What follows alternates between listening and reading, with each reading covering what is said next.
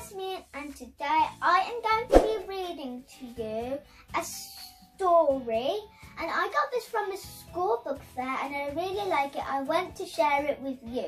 This story is called The Snow Princess and the Winter Rescue, which is illustrated by Helen Huang and written by Holly Webb. What are we waiting for? Let's start reading. The Snow Princess and the Winter Rescue.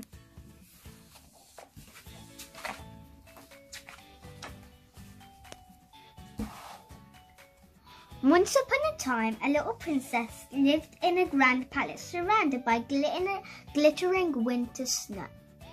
The snow had drifted so deeply that the footman had to dig out the great front door every morning. Icicles hung from the palace rooftops and the lake was frozen hard. High up in one of the palace towers, Princess Amy gazed out at the sparkling whiteness and wished she could run out and catch a snowflake. Pay attention, Amy dear. Try again, her mother called, and Amy sighed. She swept a deep curtsy down to the ground, holding out the long skirts of her dress. Then she looked hopefully at her mother and the ladies in waiting. But the Queen shook her head. A princess must be graceful like a butterfly. The ladies in waiting all nodded firmly, twittering, "Oh yes, just like a butterfly, again. Amy found her skirts. Surely the lesson couldn't go on much longer. The door swung shut with a tiny click, and Amy held her breath. But her mother and the ladies in waiting were still gossiping together. No one had noticed she had gone. She was free, no more silly lessons on manners and curtsies and how to stop her crown falling off. She danced down the stairs and out across the snowy gardens as fast as she could. Her best friend Bella was sliding down the icy path through the wood. She called to Amy, "Look, everywhere's frozen." Bella caught Amy's hand and pulled her onto the ice. And they twirled about, slipping and sliding and laughing together. Amy and Bella slid faster and faster along the icy path. At last they skidded out from between the trees and into a patch of snow-covered reeds at the edge of the river. The two girls sat there in a heap, giggling at their scarlet cheeks and messy dresses. "Can you hear a noise?" Amy asked. "Something squeaking." She peered through the reeds and smiled. "A little bird." The tiny creature stared back at them, fluttering his soft wings. The bird was as white as the snow, with dark jeweled eyes. "Why doesn't he fly away?" Bella whispered.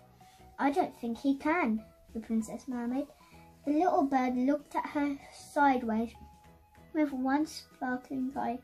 Then she hopped onto her finger, trailing one crisp feathered wing. "I think his wing is broken. I'll take him back to the palace until he's better." Amy and Bella hurried down to the kitchen with the bird cradled carefully in Amy's hands. Bella's mother was the palace cook, and they begged for bread and seeds and the nicest dried fruit she could find. They found a bird cage in the great attics at the top of the palace and set it out in the princess's bedroom. The little bird sat in the golden cage and nibbled at the treats and groomed his injured wing over and over. The weeks passed and the white bird grew stronger. He could flutter about the cage and hop out onto Princess Amy's shoulder.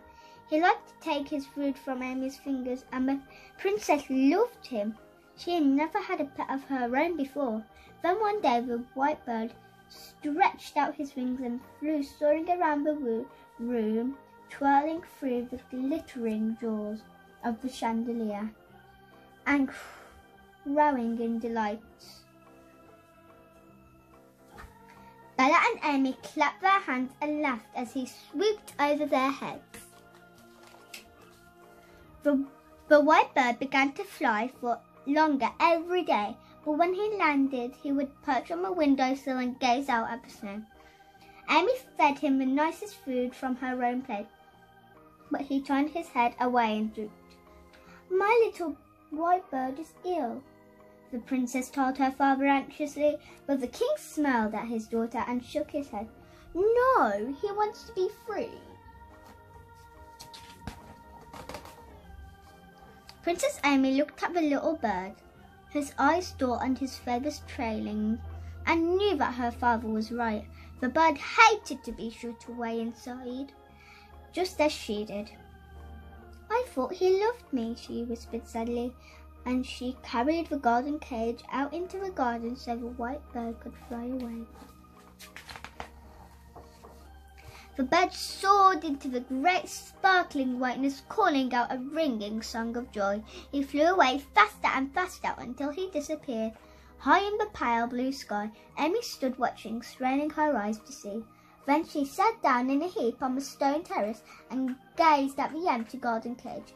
"He's gone," she sobbed, and her father swept up in his arms and held her tight.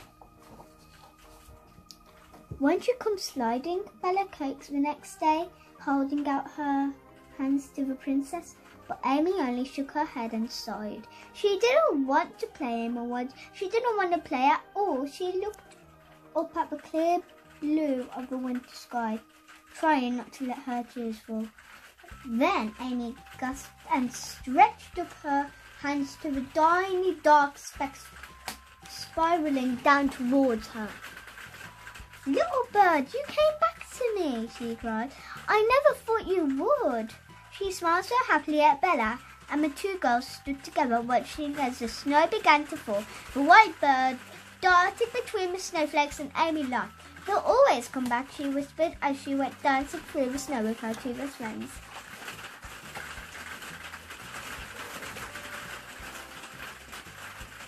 The end. This is the end of the story and the video. Don't forget to like, share and hit that subscribe button. Don't forget to click the notification bar to receive notifications when we upload a new video. Bye!